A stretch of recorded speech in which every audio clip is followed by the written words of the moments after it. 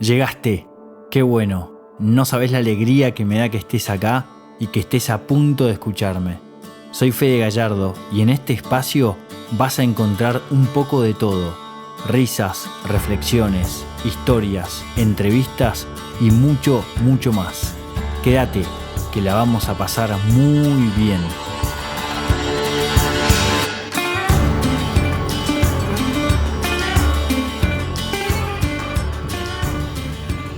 Estoy frente a un gran amigo que me hizo conocer la vida, que nos cruzamos trabajando juntos.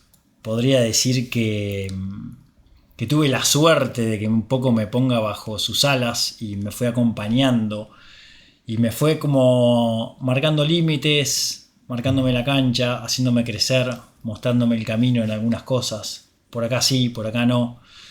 Después me invitó a un retiro espiritual, un retiro que cambió mucho mi perspectiva de ver la vida, y después nos encontramos en otros espacios y él no tiene ninguna gana de estar acá, ninguna, pero le dije que iba a hacer una charla de amigos con un micrófono en el medio, nada más. Así que bueno, gracias Nico de Gano por prestarte a esto, que sé que no tenés ganas, hermano, pero bueno. Bueno, ¿cómo estás? Mal, ahora mal. No, mentira. Pasándola mal. No, chocho de estar con vos. Me incomoda la situación, pero acá estamos. Es tu primer podcast en tu vida. Sí, no sé ni lo que es un podcast. Bien. O sea, ¿Años? A ese nivel estoy. ¿Cuántos años tenés? 52. 52. Cumplo 53 este año. Este año. En abril.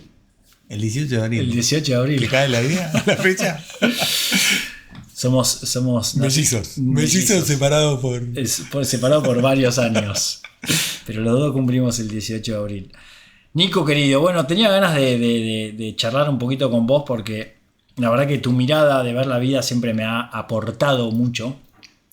Por más que siempre vos decís que no tenés nada para aportar y demás, y te metés un poco ahí en esa humildad, pero la realidad es que sí, al menos a mí me has aportado. Entonces hoy tenía ganas de que cuentes un poquito de tu historia, de dónde venís, quién sos, y después te voy a ir acompañando con preguntas. Por favor, si no va a ser muy aburrido. Pero bueno, principalmente la primera pregunta que yo suelo hacer en este tipo de conversaciones es: ¿cuál es tu historia? Wow. Bueno,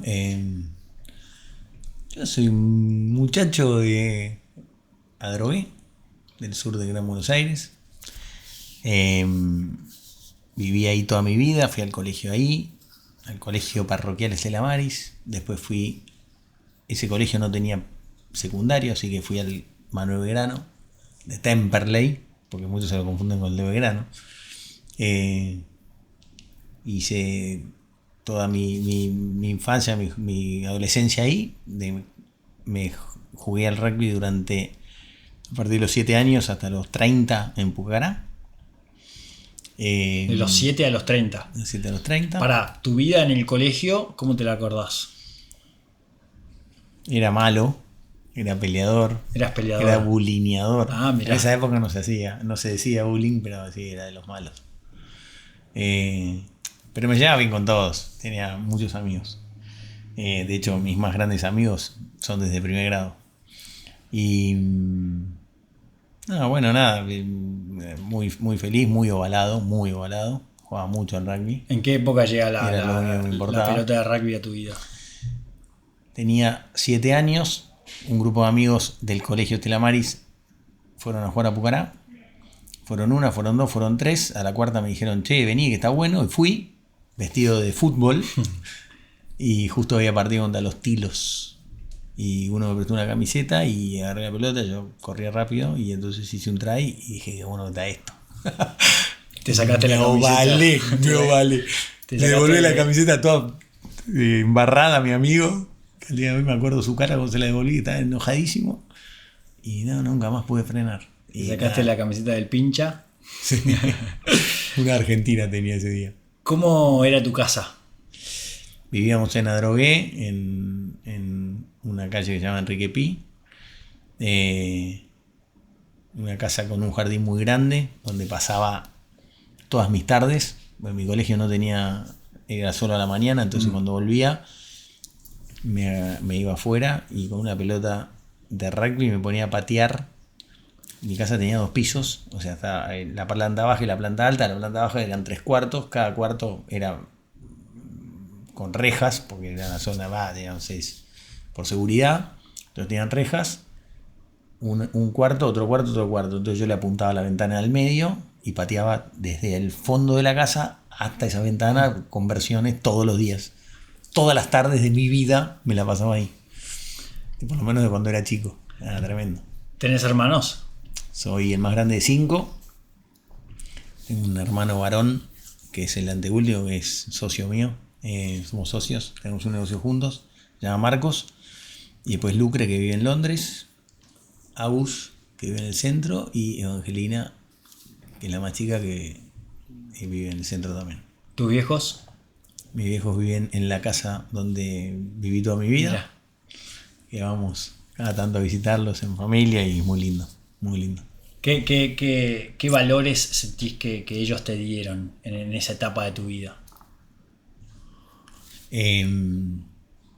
Miles, ¿no? Porque principalmente ser buenos tipos. Creo que nos enseñaron a eso. Pero si tengo que decir destacar alguna virtud, te diría que mi vieja, la alegría y el servicio, y mi viejo, la voluntad y la perseverancia, y el todo se puede en la medida que lo quieras, ¿no? Esos son, si querés, como los destacados de cada uno. ¿Y después qué fuiste aprendiendo en el club? En el club, el rugby lo amo porque, más allá del deporte que me divertía mucho y me divertía mucho jugarlo, para mí el rugby es una escuela de vida. Es una escuela de vida en la perseverancia, en la voluntad, en el esfuerzo, en el no aflojar, no abandonar, y después eso desde lo individual, y después de lo grupal, el trabajo en equipo, el renunciar por el otro, en ponerte a disposición del otro, en tener que a veces relegarte en función de los otros. Por eso también me pasa que, no sé, entrevistas de trabajo, todo, cuando conozco a alguien y me dice jugué al rugby, es como que ya arrancamos en un escalón, muchos escalones muy más arriba, ¿no? Y todos, me empatizo muy rápido con una persona que juega al rugby en donde sea y cuando sea y en la categoría que sea, no importa. Porque como que todo eso, más si jugó mucho tiempo, está sobreentendido y es como que es algo que naturalmente se comparte. Bien. Vamos a tu etapa, terminás el colegio, etapa universitaria. ¿Qué estudiaste? Termino el colegio, ovalado. Sí. Entonces yo quería ser profesor de educación física. Y no había otra opción, porque en realidad lo único que quería es seguir jugando al rugby. Y papá me pinchaba para que, nada, por lo menos evaluara otras opciones. Y la verdad que las evalué y nada, yo seguía convencido en lo mío. Hicimos un test vocacional y me dio ingeniería industrial, entre otras cosas, que me gustó, pero papá me pinchó mucho para que lo haga, ¿no? Y realmente nada, terminé estudiando ingeniería industrial forzadísimo por él. De hecho, mis primeros años fue un horror en la facultad, un horror, al punto de acordarme de tener 20 años y estar llorando y diciéndole, papá, no quiero estudiar más esto. Wow.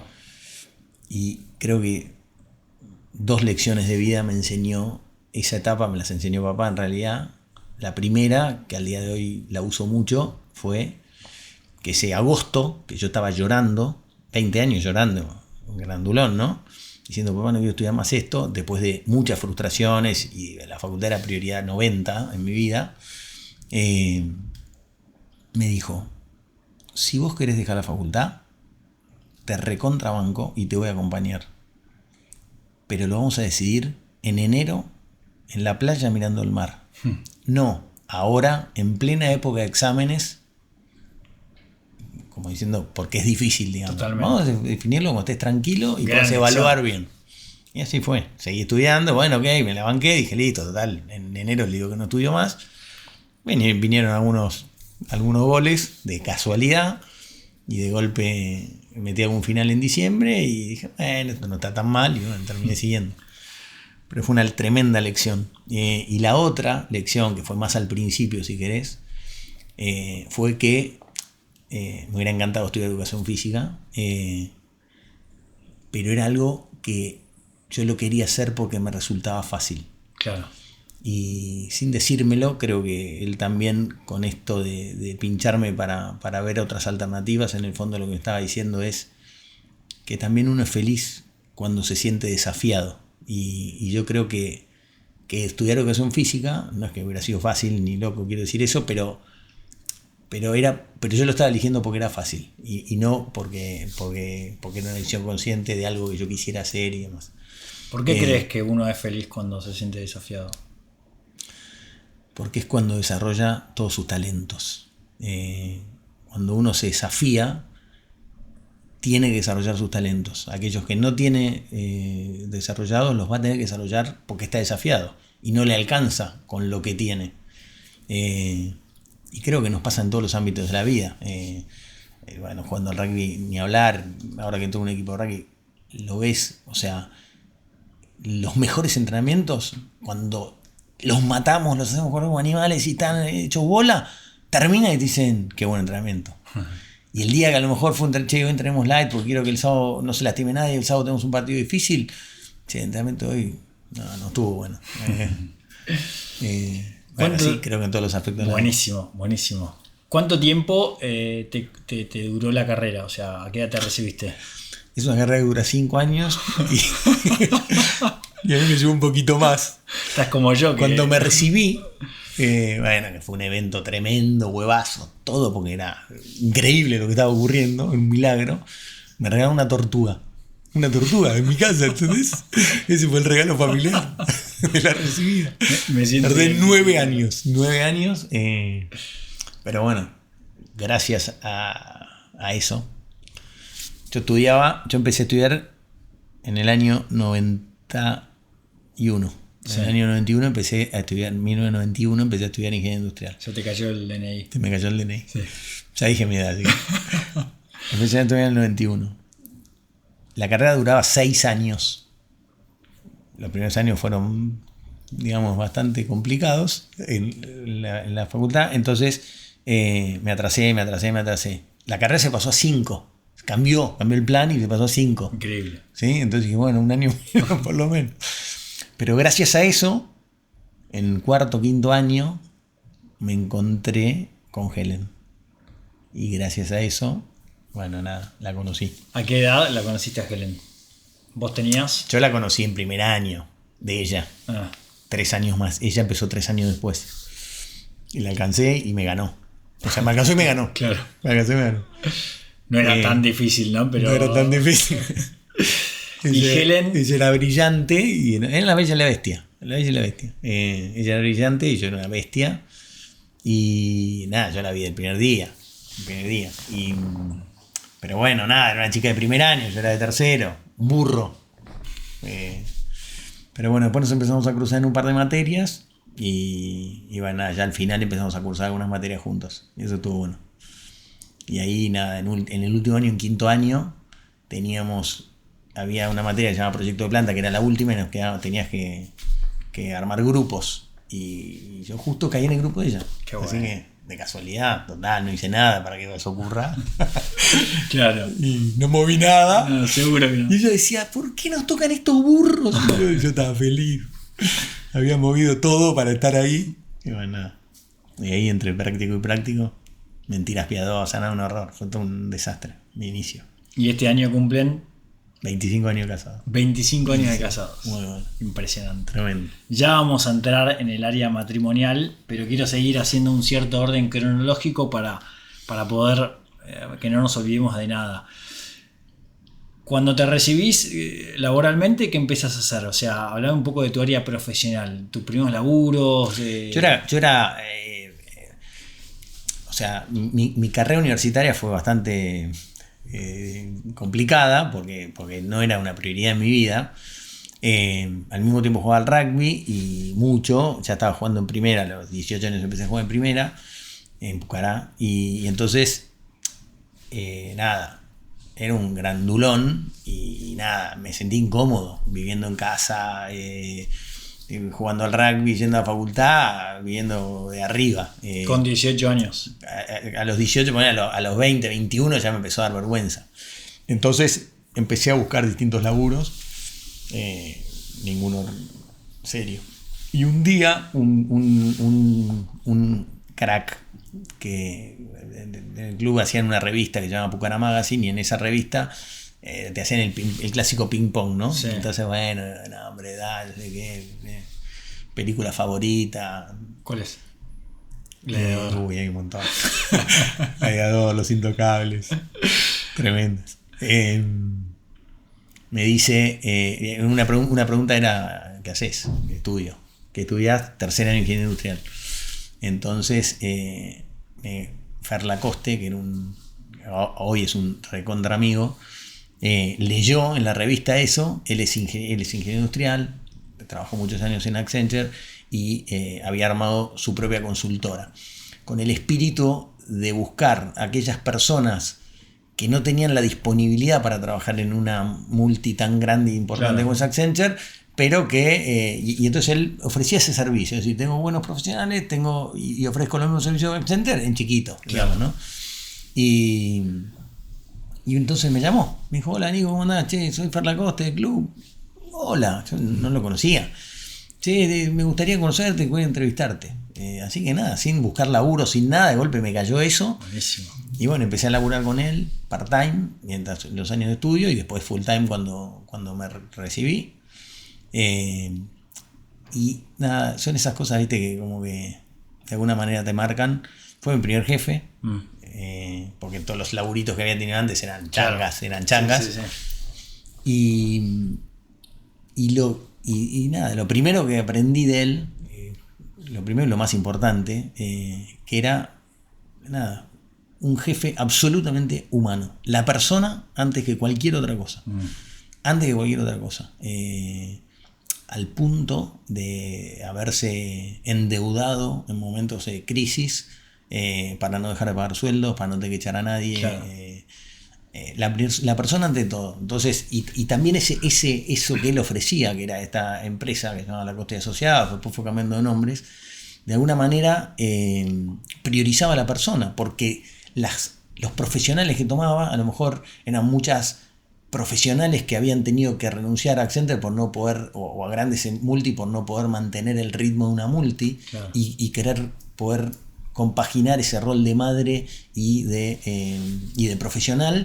Y bueno, y él de alguna manera también daba ese servicio, digamos, ¿no? De poder ofrecerles a muchas personas poder trabajar y compatibilizar con su familia. Algo que tomaste como propio también en tu propio liderazgo, ¿no? Eso después lo llevaste hacia tu vida como líder. Porque si uno te ve de afuera, ve a Nico que siempre pone la persona primero que todo lo demás.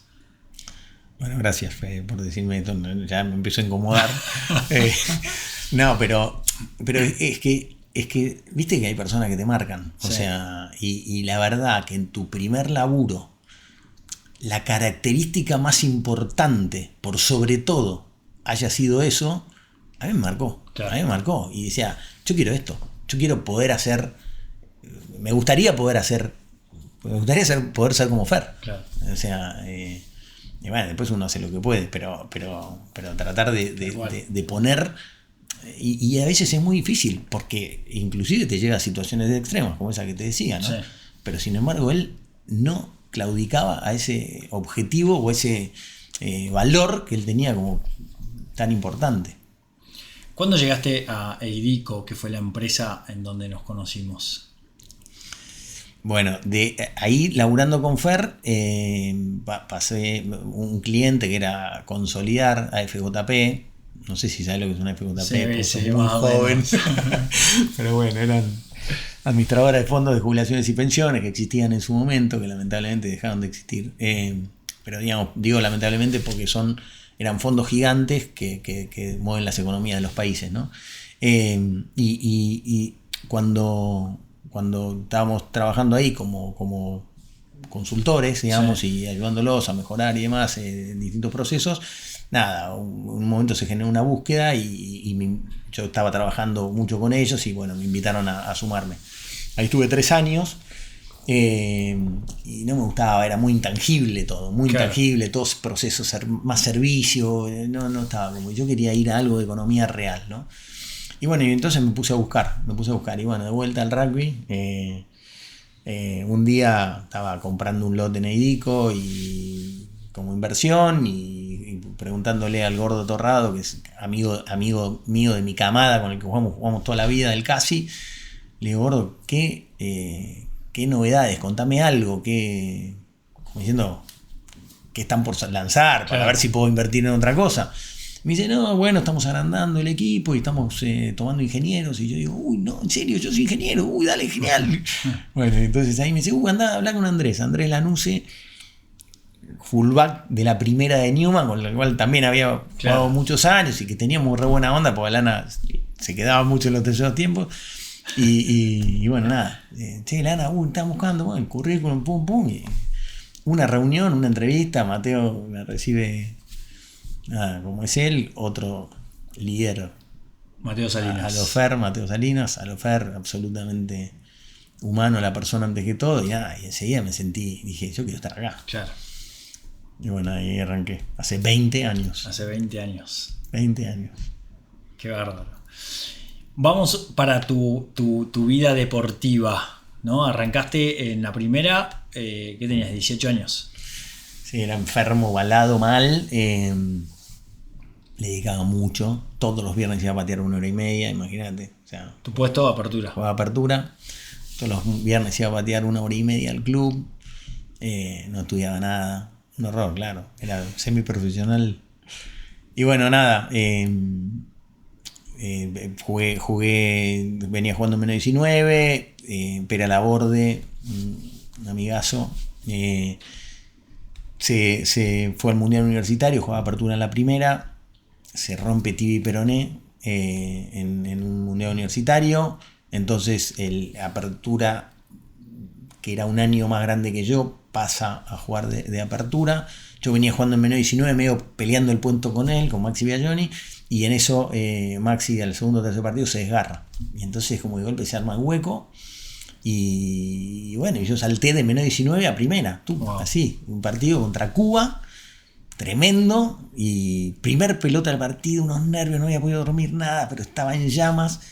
Primer pelota del partido, la patean al fondo, se arma un rack, no sé qué, me la pasan, pateo, me la tapan try. No. Buenísimo. Minuto uno. Bueno, después más o menos la piloteé. Y bueno, y te quedaste 15 años. Pateaba y entonces pateaba, practicaba mucho, entonces más o menos metía y bueno, nada, quedé. Pero sí, fue un inicio difícil. 15 años jugando. 12 años. 12 años jugando en primera. Sí. Al máximo nivel de Argentina, de lo que había ahí, sí, ¿no? Sí. Tapa de la Nación Deportiva y alguna que otra cosa. Pucará peleaba más descenso que campeonato, pero... Bueno, está perfecto. ¿Cuál fue tu mayor aprendizaje, Nico, en esos 12 años? Tuve muchísimos. A mí me contaste uno que me marcó mucho, que no sé si querés abrirlo tanto. A ver. Cuando te quedaste un añito afuera. Ese fue un gran aprendizaje. Ese fue un gran aprendizaje, ¿no? Ese fue un gran aprendizaje en el año 99, principio de 99. Teníamos era un torneo por el día, la Copa Torres Viñas, jugaba Pucará, La Plata, San Cirano, Lomas, 4 equipos, que era un fundador de Pucará que había estado en todos los clubes esos. Entonces se hacía como un homenaje, no sé qué. La suspensión decís, ¿no? Sí. Claro. Y yo era capitán porque había muchos lesionados y de viaje y no sé qué, entonces era capitán. Y entonces en la final eran 3 partidos, o sea, jugamos 1-2, jugamos la final contra La Plata, lo echan al 8 nuestro. Y cuando termina el partido, yo siendo capitán, le fui a plantear al referee, che, flaco, ¿por qué lo echaron? No sé qué. Él dice que lo insulté, yo no me acuerdo de lo insultado, es muy probable que tenga razón él que yo, pero no fue un insulto de agresión, sino, no sé. Y bueno, me dieron 6 meses de suspensión. Él me informó y me dieron 6 meses de suspensión, pero como era capitán, 1 año. No. 1 año. ¿Ahí tenías cuántos años? 99, tenía 26. O sea, estabas en pleno momento. En el momento donde ya tenés experiencia y estado físico, claro, o sea, las dos cosas, claro, digamos. Ya después empezaste a tener más experiencia que estado físico. Pero sí, estaba en plenitud, fue horrible. Hablé con el referee después, le pedí disculpas, obviamente, y él dijo que había interpretado eso, yo qué sé, no sé. Después apelé, me la bajaron a 3 meses y bueno, nada, pero ese año lo perdí. Me sirvió para ponerme al día con la facultad. ¿Y te sirvió para tu temperamento? Porque yo siempre me vi muy reflejado en vos, en algunas virtudes y también en muchas miserias que tenemos juntos. Pero ¿te sirvió para el temperamento? ¿Cómo controlas el temperamento? ¿Sos una persona sanguínea? ¿Sos temperamental? Te he visto laburando, me encanta tu manera, o sea, compro siempre tu manera porque me gusta la gente que va al frente. Pero a lo largo de tu carrera deportiva, ¿te acordás de esos momentos donde te hacen como mascar el freno? Ese fue uno, ¿no? Ese fue uno. Sí, Helen dice como todo, ¿no? Una gran virtud que a lo mejor hasta inclusive a ella puede haberla enamorado, al mismo tiempo puede ser una gran sombra, ¿no? Luces, claro, y sombras, ¿no? O sea, la gran luz que puede ser esa virtud, al mismo tiempo la misma virtud puede ser una gran sombra, porque esa pasión que nos mueve para hacer un montón de cosas y que es un motor que tiene una potencia tremenda, cuando no lo controlamos es muy dañino. Y nada, esa fue una lindísima lección, carísima. Pero lindísima lección de hasta dónde el daño que podés hacer y hacerte por no controlarte, ¿no? Justo hoy hablaba con un amigo y decíamos eso, ¿no? Ese cuentito japonés que hay un japonés que le están golpeando y lo están como bulleando, pegándole en la nuca y jorobándolo, y el tipo se da vuelta y no dice nada, ¿no? Y los japoneses se miran y dicen, wow, qué tipo con carácter, qué gran carácter, porque logra dominarse a sí mismo. Claro. Yo creo que voy a morir peleando esa pelea hasta el último día de mi vida.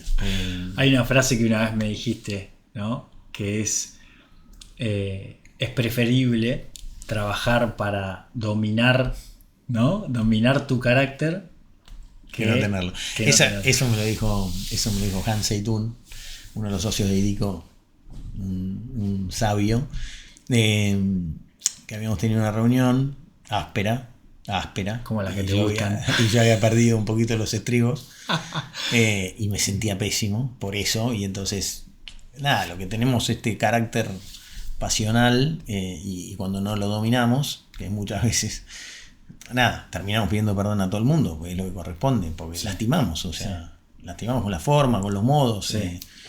Y entonces yo me sentía súper avergonzado. Entonces, más allá de pedir perdón a muchas personas con las cuales sentí que había estado duro por demás, también le pedí perdón a él como dueño de IDICO, y él, lejos de retarme o de algo, simplemente me contestó eso que dijiste recién.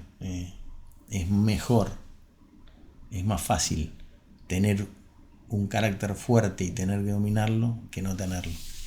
Claro. No sé. Tremendo. Espero que no sea un consuelo. Es un consuelo un poquito. Un consuelo de tontos, ¿no? Pero... ¿Qué cosas te acordás positivas, ¿no? Porque fuimos por la negativa, porque a vos siempre te gusta ir más por aquel lado, porque si vamos por la positiva te da vergüenza y todas esas cosas, pero de todos los años de estar en primera, de ser capitán, ¿qué cosas lindas recordás? Sí, capitán fue poquito, fui en juveniles y después algún partido puntual en primera. Pero sí, después jugué en dos seleccionados, menos de 19 y menos de 21. Yo creo que es eso, o sea, creo que el carácter pasional lo que tiene es que te lleva, te empuja a querer lograr aquello que te gusta y que querés, y no te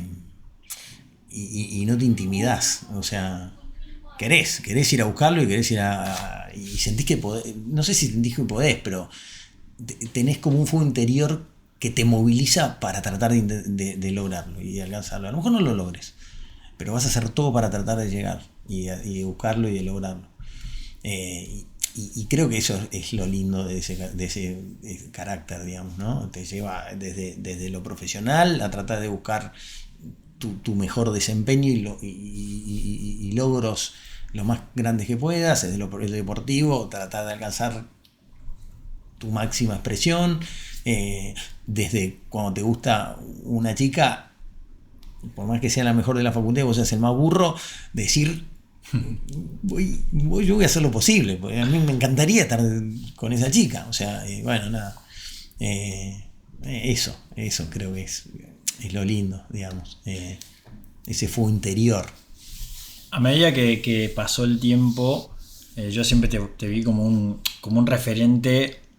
A ver, siempre tuviste como en lugares de liderazgo, quieras o no, por X motivo caíste en lugares de liderazgo. Sí, fuiste capitán y por ahí en Edico a lo largo del tiempo fuiste tomando roles importantes. Hoy estás sentado en una mesa importante dentro de la empresa, de una empresa que tiene 30 años. ¿Qué es el liderazgo para vos? Uy, no lo voy a definir yo. Un día estábamos con un grupo de amigos de Idico y nos invitaron al Gran Rex, creo que venía Pep Guardiola. Oh, Y fuimos a escucharlo. obvio. Tremendo. Pep Guardiola habló 15 minutos y 40 minutos habló Manel Estiarte. Manel Estiarte es el Messi del waterpolo, o sea, en deporte, pero bueno, nada, una charla increíble, y cuando le hace el pase, se puede hablar esos 40 minutos que tengo, podríamos hacer un podcast entero hablando de esa charla de pibe, porque era un animal.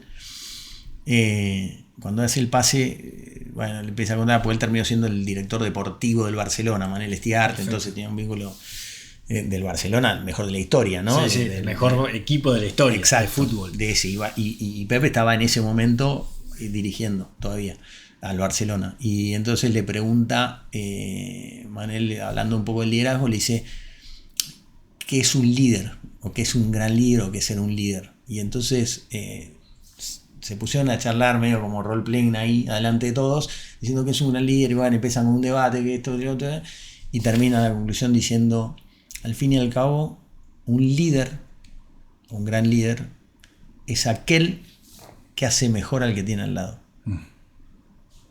Entonces vos podés ser un líder tremendo de tu mujer, porque la haces mejor, o de tus hijos. No tenés que ser, no sé, un presidente de Estados Unidos o presidente del país para ser un gran líder, porque en definitiva se trata de hacer mejor al que tenga al lado en donde estés. Claro. Y si es un grupo de 2 de 2, si es un de 5 de 5, y si es de 8 de 8. En la mía que hace mejor, y ya está siendo un gran líder. Y eso me encantó. Tremenda definición. La buenísima, es de Pep. Bien, y tocaste ahí un poquito el tema del matrimonio, ¿no? Hablando de Helen, 25 años de casado, ¿no? ¿Qué podrías decirles o decirnos también a aquellos que estamos empezando, ¿no? Que este camino del matrimonio, sobre todo también con una sociedad que parece como ir en algunos aspectos en contra, ¿no? del para toda la vida, en contra de la familia y como si estuviera obsesionada la sociedad en la que vivimos hoy de romper, ¿no? Todos los valores con los cuales quizás tuvimos la suerte de criarnos. ¿Qué podrías decir del matrimonio? Porque también entiendo que te animás a dar alguna que otra charlita a grupos de matrimonios y cositas, ¿no? ¿Qué nos contarías? A ver, para mí compartir la vida con otra persona es lo más lindo que hay en la vida, en el mundo. Compartimos la vida con nuestros padres, con nuestros hermanos cuando somos chicos, después con amigos cuando somos más jóvenes, y después naturalmente buscamos a otra persona para compartir nuestra vida en matrimonio y formar nuestra familia. Para mí, en mi opinión, ¿no? Y en eso de compartir la vida con otro, obviamente que uno puede ir cambiando. Puedo compartir la vida con una, pues estoy 10 años, pues comparto la vida con otro y estoy 10 años. Pero siempre terminamos buscando a otro para compartir la vida. Entonces, en caso nuestro, por lo menos, yo quiero compartir toda la vida con Gel.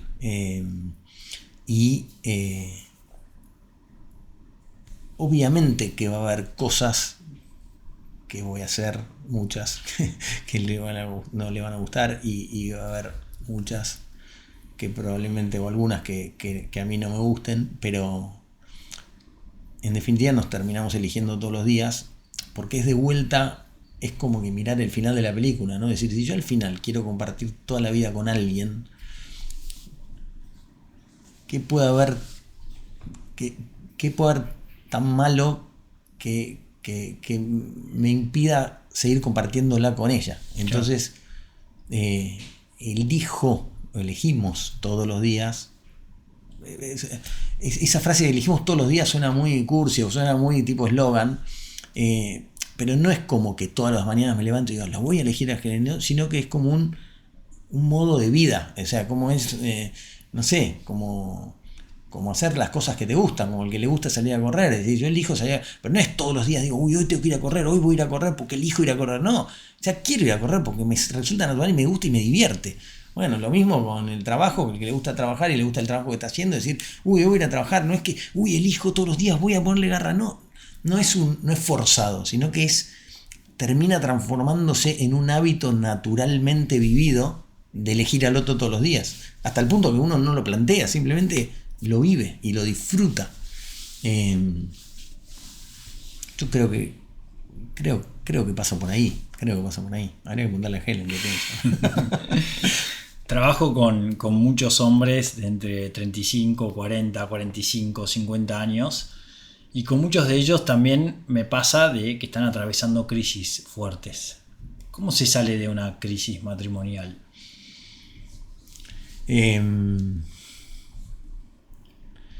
Buena pregunta. Yo creo que es dejando de lado nuestro ego y poniendo al otro en primer lugar. Pero bueno, es matrimonio, para cualquier cosa en la vida, o sea, cualquier conflicto, una pelea con un hermano, una pelea con un amigo, una pelea, en definitiva, se rompe cuando uno corre su ego. Cuando el ego manda, y es muy difícil porque me hizo, me hace. En cambio, cuando uno corre el ego y pone al otro en primer lugar, quiero que estés bien, quiero que vos seas prioridad, y como que naturalmente todo se acomoda, porque en definitiva, ¿a quién no le gusta sentirse halagado, sentirse puesto en un primer lugar y todo, ¿no? Creo que nos pasa y nos ha pasado a todos que cuando estamos en crisis o en conflicto, en definitiva, estamos en conflicto con nosotros mismos.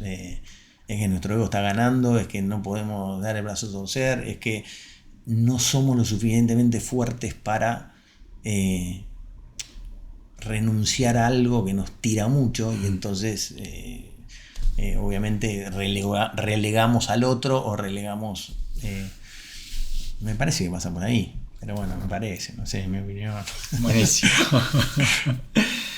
La vida nos llevó al mundo de la cárcel, donde compartimos ahí espectaculares momentos de ser voluntarios de la Fundación Espartanos y después tener la suerte de estar sentados en un lugar también lindísimo, ¿no? Y poder compartir, terminamos siendo, no sabemos tampoco por qué, fundadores, porque hay una mesa de 12 fundadores de esa espectacular fundación.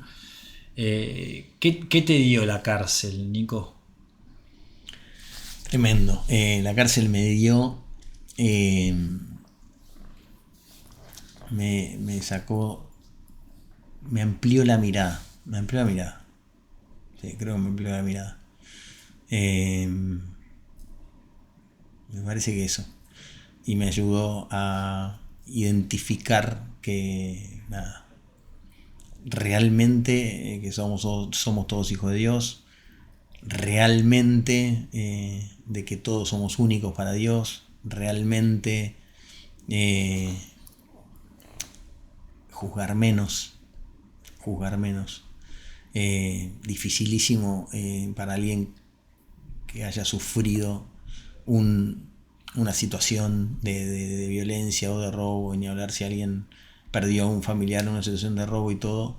Yo era el primero en que juzgaba y el que decía hay que encerrarlos a los presos y no sacarlos nunca más, hasta que conoces sus vidas, conoces sus infancias, conoces su entorno, conoces cómo crecieron, y ahí nada, me sentí muy avergonzado de haber sido tan juzgador, ¿no? Porque creo que si yo hubiera nacido en muchos lugares en donde nacieron muchos de los amigos nuestros que tenemos hoy en la cárcel, creo que hubiera terminado peor, claro. O igual, ¿no? Entonces nada, creo que lo que más me dio es eso. Sigo jugando y sigo mirando, señalando con el dedo y sigo siendo el mismo animal porque es difícil dominar nuestras miserias, pero por lo menos me ayudó a tener un poquito más de reparo antes de señalar tan alegremente, diciendo, bueno, ellos eligieron, ¿no? Por supuesto que todos al final eligen, pero a veces es muy difícil elegir, ¿no? Cuando tenés un padre chorro, abuelo chorro, tío chorro, hermano chorro, y un revólver en la mesa y o sea, difícil ¿cómo elegir ser cosa? Médico. Claro, si no, eso está mal. Claro. O sea, bien. Y sin embargo, en Espartanos, que tiene 4 pilares, ¿no? El deporte, que es el rugby, la espiritualidad, que es el rezo, el trabajo y la educación. Vos te volcaste más desde el lado espiritual, ¿no? Teniendo ahí la pelota de rugby tan a mano, elegiste ir otro día, que es el día del rezo, ¿no? El día espiritual. ¿Por qué? Mira, yo a los 20 años, un cura, Jorge Murias, me invitó a un retiro que se llamaba Retiro Cristiano para Jugar al Rugby, Movimiento Cristiano para Gente de Rugby. Hice un retiro espiritual. Ese retiro, al cual yo al principio no quería saber nada, en realidad era un retiro para jugar al rugby. Claro. El rugby y la fe, digamos. Y ese retiro me cambió la vida, que después derivó en el que hiciste vos. En el que me invitaste. Claro. Y a mí ese retiro me cambió la vida, me marcó durante muchos años, porque después durante muchos años participé de varios retiros y la verdad que lo disfruté muchísimo. Y además me ayudó muchísimo a trabajar mi fe y a trabajarla, porque seguimos trabajando todos los días, ¿no? Y de golpe, nada, estando ahí en el movimiento, viene la invitación a ir a conocer a los espartanos. Y fui por intriga, claro. Wow, entrar a una cárcel, qué bueno, qué novedad, a ver cómo será una cárcel adentro, te imaginas las películas. Y yo iba a eso, a conocer la cárcel, y de golpe llegué y y me encontré con un rezo que me voló la cabeza, que cuando volvía en el auto le contaba a Helen y no podía hablar porque no podía parar de llorar de la emoción de lo que había vivido. Y yo conocí a los espartanos a través del rezo. Y me voló la cabeza, y el rugby me enloquece y me encanta, y cuando los chicos, ahora ya no, porque estoy mayorcito, pero cuando salían jugaba y me re divertía. Pero lo que me voló la cabeza fue el rezo del rosario. El rezo del rosario con los espartanos en la cárcel. O sea, eso fue lo que me voló la cabeza y nada, no sé, quería estar ahí, en el rezo. Porque además tiene toda la parte de movilización y de sacar lo que los chicos tienen adentro y nosotros también tenemos adentro. Y bueno, y como siempre decimos, es un encuentro de caridad perfecta. Es decir, nosotros entramos, bajamos todos los prejuicios y ellos nos ven llegar y bajan todos los prejuicios. Entonces es un encuentro de caridad perfecta, porque todos bajamos todos los prejuicios, claro. Nadie juzga al otro y todos nos abrazamos y somos todos divinos. Entonces es un pedacito de cielo, real. Es un pedacito de cielo. Real. Totalmente. Me acuerdo de una frase que me contaste. Yo tuve la suerte de que me hayas invitado a ese retiro cuando yo tenía 22, 23 años, que realmente cambió mi fe. Yo siempre decía que era hincha de Boca, pero en ese retiro como que conocí la Bombonera, ¿viste? Como que fue realmente experimentar la fe desde un nuevo lugar al que no conocía. Y después, con el paso del tiempo, me invitaste a otro espacio que también marcó mi vida, que tiene que ver con la adoración, ¿no? Que para los que somos católicos, ese espacio es un espacio de estar mano a mano con Jesús, básicamente, ¿no? Con la Eucaristía que está expuesta y que nosotros creemos que ahí está Jesús. O sea, no es una cuestión, es una cuestión de fe, y que para el que se llama católico, básicamente no lo pone en duda. Y en esos espacios que compartíamos, que ibas los jueves de 1 de la mañana a 2 de la mañana, de 1 a 2. Una locura, ahora no podría hacer. Me levanto. Yo encontré el espacio de ir de 12 a 1, ¿no? Y empecé a cambiar mis jueves, que era ir al boliche, ir a Brandi, al hipódromo de San Isidro y demás, por tener ese espacio donde gran parte era porque sabía que iba a tener mi momento de introspección en la semana, pero también gran parte porque sabía que a la 1 venías vos y teníamos nuestros momentos de charla. En momentos donde yo estuve bastante perdido en una cierta etapa de mi vida, con muchos noviazgos frustrados, sin saber a dónde realmente querer ir. Y me acuerdo de una frase que me marcó, que hasta el día de hoy tengo una foto nuestra juntos en mi escritorio, que arriba tiene un post-it que dice: dominio de tus pasiones. ¿Qué es ese concepto? ¿Cómo podrías desarrollarlo? Tremendo. No, bueno, eso es este cura Jorge Murias, un crack, la verdad, un genio total, que fue el que me invitó al retiro ese que te decía y que me marcó la vida. ¿Viste esas personas que uno tiene muchas personas que lo van marcando, a muchos los fui nombrando, pero Jorge daba teología y daba moral en la UCA, y entonces en la de moral, en la clase de moral, que era una clase, te juro que hoy es para hacer 1000 podcasts, porque cada clase era una lección de vida y era espectacular. Él decía que entre los 20 y los 30 años el hombre está dominado, o sea, digamos, la pasión que domina al hombre o que más atrae al hombre es la sexualidad, entre los 20 y los 35. Entre los 35 y los 50, la plata, el dinero, y entre los 50 y los 70, el poder, ¿sí? Entonces él decía, nosotros éramos todos estudiantes jóvenes de 20 años, claro. Entonces él decía, en la medida que aprendamos a trabajar y a dominar la pasión de la pasión de la sexualidad, que es la pasión que nos domina ahora, vamos a generar el hábito y el entrenamiento para poder dominar las pasiones que vengan después, como es la plata y el poder más adelante. Y podía dejarla ahí, ya es un montón, sí. Pero la remataba diciendo: y lo importante de aprender a dominar las pasiones es que vamos a ser más libres. Y por ser más libres, más felices. Claro, porque cuando uno está dominado por una pasión, deja de ser libre, digamos. De alguna manera, la que manda es la pasión. Y entonces cuando uno se sobrepone y empieza a lograr, bueno, empieza a ser más libre. Y la libertad te da felicidad. Uno está más liviano cuando es libre. Sí. Nada, y van a ser esas cosas que te marcan. A mí también me marcó, ¿no? Tremendo. Me acuerdo de otra de las frases que me regalaste fue, yo después de un noviazgo frustrado, me dijiste, ¿qué vas a hacer distinto para que esta vez funcione? Y la verdad que lo empecé también a aplicar para un montón de otras cosas, ¿viste? Cuando uno se encuentra con la misma dinámica o entra en un loop donde decís, me viene lo mismo disfrazado de otra cosa, pero es lo mismo, decís, bueno, ¿y esta vez qué voy a hacer distinto para que esta vez funcione? Así que bueno, gracias por esa frase que también uso. Es que yo soy cuadrado mal, ingeniero cuadrado. De alguna manera, los hábitos, buenos o malos, nos van llevando hacia algo.